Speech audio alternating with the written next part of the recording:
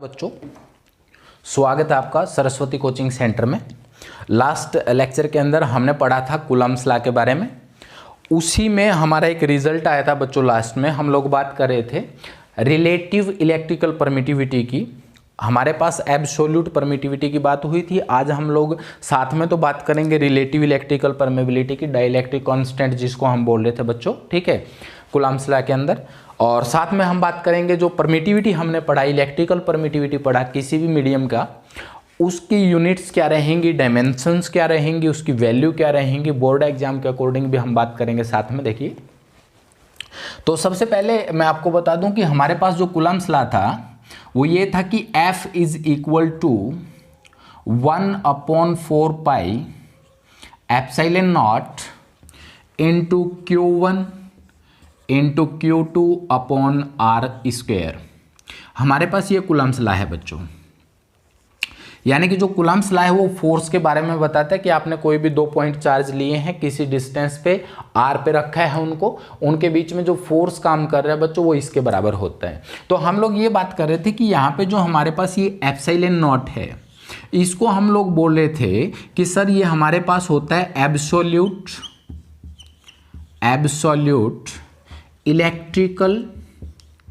Electrical permittivity of free space. ठीक है, free space यानी कि एयर, या हम लोग बोल रहे थे इसको कि सर वैक्यूम की बात हो रही है। वैक्यूम का मतलब जहां एयर भी प्रेजेंट ना हो, टोटली एम्प्टी स्पेस। ठीक है, तो हम लोगों ने क्या करना है, आज हमने इस एप्सिलॉन नॉट की डायमेंशन देखनी है क्या होगी, इसकी यूनिट क्या होगी, इसकी वैल्यू क्या होगी, कैसे हम फाइंड आउट कर सकते हैं बच्चों, हमें उसकी बात करनी है। ठीक है, देखिए हम लोग इसकी वैल्यू कैसे फाइंड आउट करेंगे। हमने जो ये वैल्यू रखी है बच्चों, k is equal to 1/4 pi epsilon not. ठीक है, ये वैल्यू बच्चों हमने पुट की थी, क्योंकि यहाँ पे जो ये वैल्यू रखी गई है, ये वैल्यू बच्चों हमने रखी थी किसकी, k की।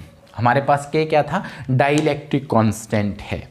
ठीक है, डाइलेक्ट्रिक कांस्टेंट जिसको हम लोग रिलेटिव इलेक्ट्रिकल परमिटिविटी भी बोलते हैं। ठीक है, तो उसकी बात हो रही थी बच्चों। देखिए k की जो वैल्यू है, लास्ट लेक्चर में हमने बात की, k की वैल्यू हमारे पास थी बच्चों, k is equal to 9 × 10⁹ newton metre square पर कूलम्ब स्क्वायर।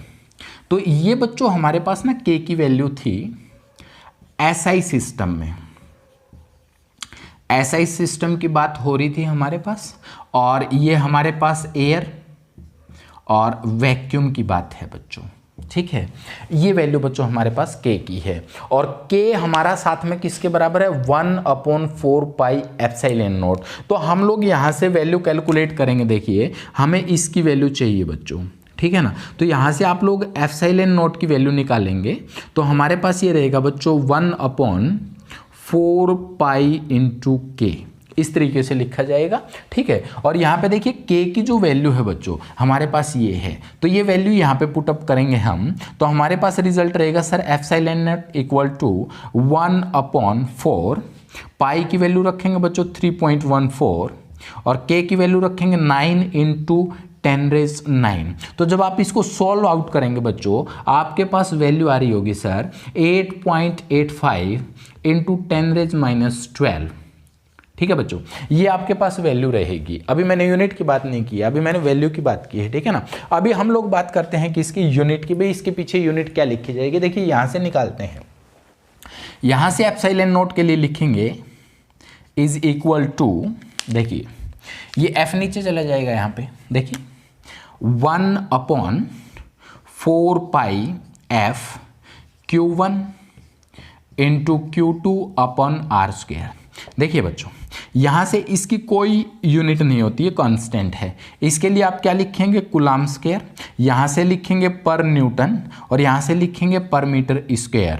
तो बच्चों ये इसका यूनिट रहेगा एप्सिलॉन नॉट का, इलेक्ट्रिकल परमिटिविटी का। तो इसके पीछे हम लिख देंगे बच्चों, यहाँ से देखिए क्या बन गया अपने पास, कूलम्ब स्क्वायर पर न्यूटन पर मीटर स्क्वायर। देखिए यहाँ से हमारे पास इसका रेसिप्रोकल, अगर आप चाहें तो ये वैल्यू यहाँ पे पुट कर देंगे, ठीक है, ये वाली यूनिट यहाँ लिखेंगे तो ऊपर होके रिवर्स होके बच्चों ये चेंज होके यही चीज़ आ जाएगी। तो ये बात हुई हमारी कि एप्सिलॉन नॉट का वैल्यू हमारा क्या है 8.85 इंटू 10⁻⁻12 कूलम्ब स्क्वायर पर न्यूटन पर मीटर स्क्वायर, जबकि डाइलेक्ट्रिक जो कांस्टेंट है केएसआई सिस्टम में उसकी वैल्यू बच्चों 9 इंटू 10⁻9 न्यूटन मीटर स्क्वायर पर कूलम्ब स्क्वायर। अब हम बात कर लेते हैं बच्चों इसकी डायमेंशन क्या होगी। देखिए बात करते हैं बच्चों डायमेंशन क्या होगी, डायमेंशंस की बात करेंगे। देखिए यहीं से इसी फॉर्मूला से देखिए हमारे पास epsilon not equal to 1/4 pi F that is Q1 that is Q2 upon r square. देखिए बच्चों आप लोगों ने ना एक फॉर्मूला पढ़ा हुआ है छोटी क्लासेस में 10th में, I is equal to Q upon T, means current is equal to rate of flow of charge, means charge upon time. तो यहाँ से अगर आप लोग निकालेंगे बच्चों Q की वैल्यू तो आपके पास रहेगा सर I इंटू टी, इस तरीके से, ठीक है। अब देखिए यहाँ पे जो ये करंट है इसके लिए हम लोग एम्पियर लिखते हैं और टाइम के लिए बच्चों टी लिखते हैं, तो AT that is the dimension of charge AT। देखिए बच्चों यहाँ पे वैल्यू पुट करेंगे हम लोग एप्सिलॉन नॉट इक्वल टू, देखिए यहाँ पे पुट करेंगे AT, सेम वे में यहाँ पे लिखेंगे AT अपॉन जो फोर्स है बच्चों उसके लिए डायमेंशन होता है MLT-2, MLT-2। देखिए आप लोगों को पता है sir F is equal to MA होता है, मास इंटू एक्सेलरेशन होता है, तो F is equal to mass के लिए आप M लिखेंगे, एक्सेलरेशन के लिए LT-2 लिखते हैं बच्चों, ठीक है। तो हमारे पास जो डायमेंशन रहेगी फोर्स की वो रहेगी बच्चों MLT-2, और यहाँ से देखिए ये डिस्टेंस है R हमारे पास, तो यहाँ से फिर से आप L2 लिखेंगे।